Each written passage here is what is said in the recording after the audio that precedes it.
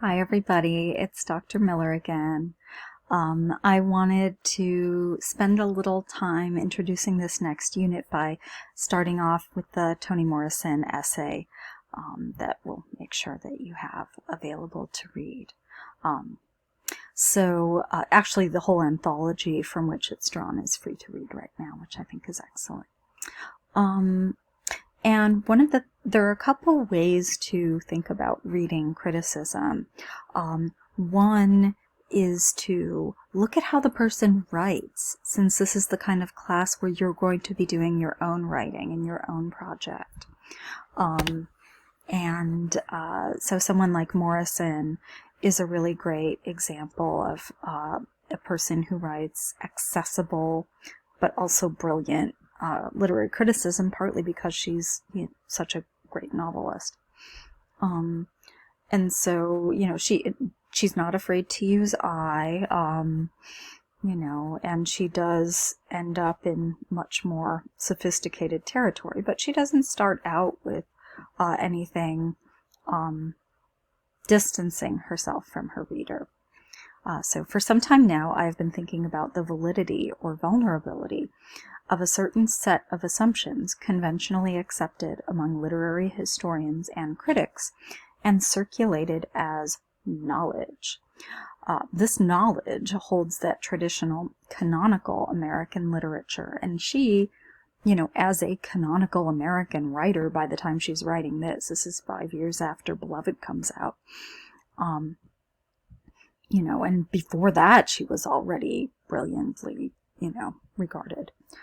That canonical American literature is free of, uninformed, and unshaped by the 400-year-old presence of first Africans and then African Americans in the United States. It assumes that this presence, which shaped the body politic, the Constitution, and the entire history of the culture, has had no significant place or consequence in the origin and development of that culture's literature. Moreover, such knowledge assumes that the characteristics of our national literature emanate from a particular Americanness that is separate from and unaccountable to this presence. Let me just pause there for a second. She's saying a lot. First of all, the fact that she's calling it whiteness and the literary imagination.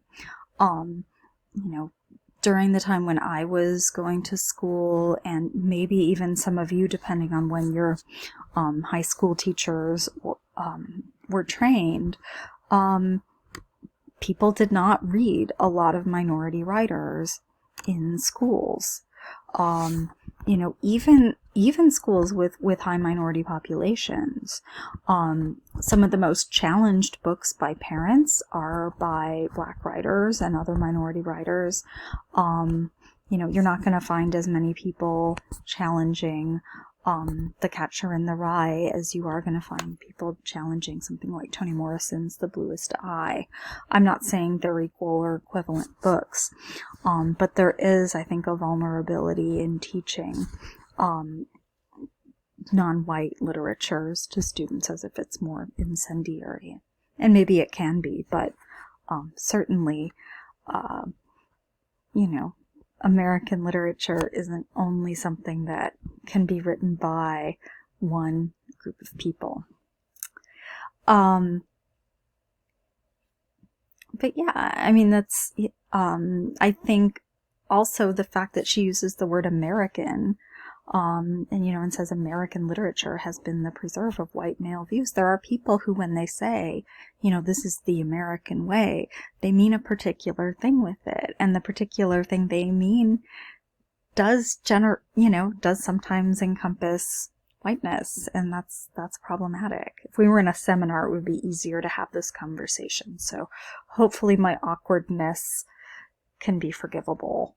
And, feel free to email me, call me out, Slack me, whatever you want to do.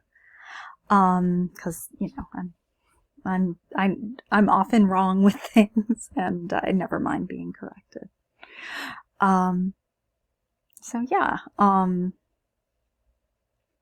So as she says, the contemplation of this Black presence. So what else was happening, from the time the first person, and we talk about the 1619 project, from the time the first people came to the New World. How do we understand its effect on our national literature? And how do we, people use the phrase decolonize, which is kind of, people sometimes argue with the appropriateness of that phrase to literature. But certainly, don't keep Black writers at the margins of the literary imagination. And it is important. If you've ever taken a class where, a survey class where you have mostly white writers and then there are a few minority writers, that can feel alienating. And as a professor, I work on making my teaching more diverse in a way that feels authentic and just to do, not just to kind of throw things in to throw them in there, but because it's right for the class. And I think if you're talking about, especially in 2020 America, we are in Georgia, and we are living in a time when a lot of the people who are writing about crime are writing about mass incarceration, are writing about race. They're writing about things like this. So I'm teaching you the kinds of things that are happening. And so we'll be talking about them more in this unit.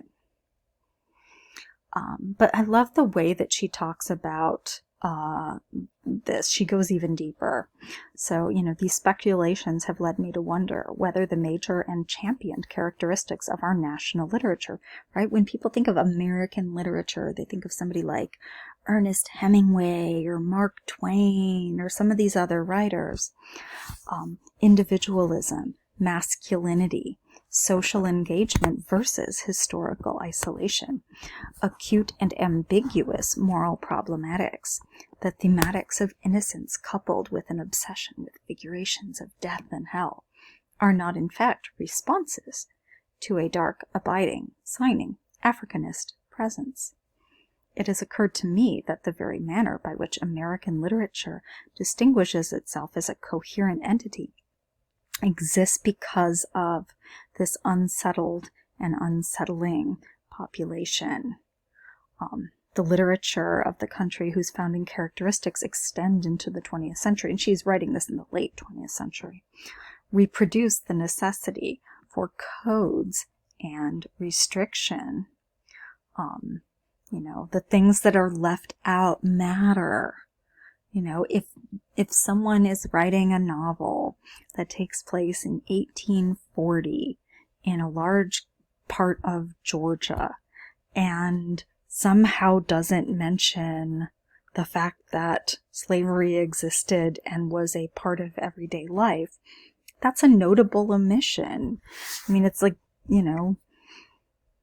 saying that, the weather didn't happen. It's just that it was part of the weather. It was part of the culture. It was part of, the reality that people experienced, and one of the most conflicting parts that people experienced. Abolitionist movements were really taking off in Britain in the late 1700s. So this had been going on for a long time, and people in the U.S. knew about abolition elsewhere.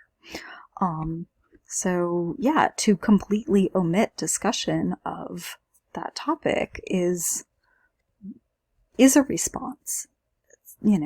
People say that, not saying anything is a political act too. And I think that, she has a point here that, you can also read this essay and say, well, okay, I get where she's coming from, but you might think of other novels and other texts that you've read where all of this works differently, and that's fine. That's one of the things we do when we read criticism is, it's sort of, if you ever read that book, They Say, I Say, in your first year writing classes, there are things that, here's what Toni Morrison has to say about this topic. Well, here's what I have to say. Okay, well, here's what Toni Morrison has to say about this other thing that relates to it. Okay, well, here's kind of where I fit in. That's always okay to do. So there, even though people pretend there hasn't been an Africanness that composes this kind of white American literature. It's always kind of underlying it, or constructed near it, or adjacent to it.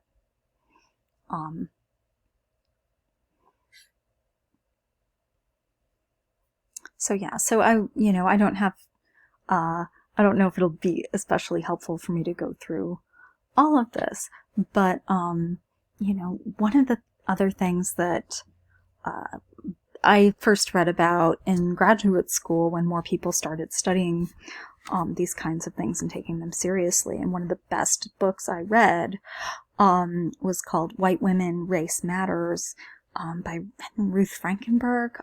Frankenberg is her last name. It's distinctive. And, it was a book about whiteness and white women and white feminism, the way we talk about it now. And it was a really important experience reading that book. And this is kind of, a great gambit right here that she does on this page is to say, we talk about why are we reading these, minority writers, or what is literary blackness, and what do we do with this, idea. The literary imagination is of paramount interest because it may be possible to discover through a close look at literary blackness the nature, even the cause, of literary whiteness. How do we understand literary whiteness if we're looking at blackness as, something that we can theorize? And that's important. I mean, I think that you can teach a syllabus that, has no writers of color on it. I mean, most people don't. But, you can do that, and you can acknowledge that. Okay, well, here are the people who had access to education at this time. Here are the people who had access to literacy. Here are the people who published at this time. And you bring it out and you talk about it. I think that being kind of uncritical and, not commenting on who the writers are that you're teaching is irresponsible as a faculty member. But, certainly there are many different ways to teach these topics in class. And hopefully this essay, when you kind of, go through the rest of it, hopefully it will be useful to you to think about it.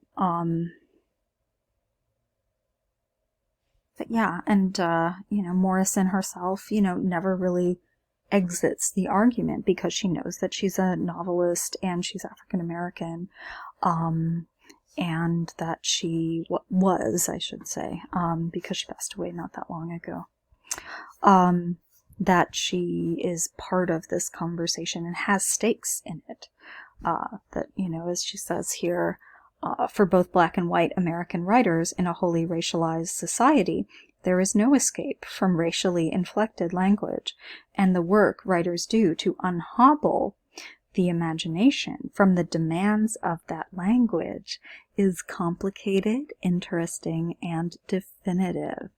I love that. I think that'll be a great phrase to conclude with. She doesn't say, be woke for the following reason. She says, well, if you think about what is behind the language you're using as a writer, and we're all writers, it's not about good or bad necessarily. It's about understanding complexity and respecting complexity. It's about doing interesting work. It's about, definitive is kind of a taboo word if you're writing an essay in English class. It's a little nerve-wracking to think that you're going to write the definitive essay on anything. But, it can feel like you're kind of sticking your flag in the ground and saying, you know what, I have done a lot of work to unpack this, and I hope it helps other people read this essay or this book. So anyway, I hope that's been a good introduction for you. I'll be back with more soon.